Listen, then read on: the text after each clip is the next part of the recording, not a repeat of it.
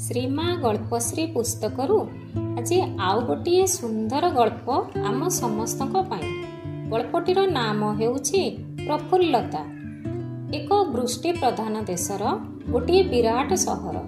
ଦିନେ ଉପରବେଳା ସେଠାରେ 7-8ଟି ଗାଡ଼ିରେ ବାଳକ ବାଳିକାମାନେ ଭରି ଯାଇଥିବାର ମୁଁ ଦେଖିଲି।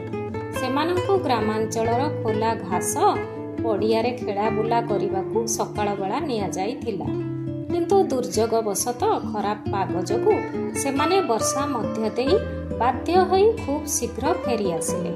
ଏହା ସତ୍ତ୍ୱେ ସେମାନେ ଗୀତ ଗାଉଥିଲେ, ହସୁଥିଲେ ଏବଂ ପଥ ମଧ୍ୟରେ ପଥିକମାନଙ୍କୁ ଆନନ୍ଦରେ ଅଭିବାଦନ ଜଣାଉଥିଲେ।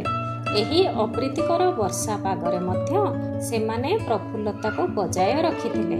ସେମାନଙ୍କ ଦଳରୁ ଯଦି କେହି ଜଣେ ବିମର୍ଷ ଦେଖାଯାଉଥିଲା ତେବେ ଅନ୍ୟମାନେ ଗୀତ ଗାଇ ତାକୁ ଉତ୍ସାହିତ କରୁଥିଲେ।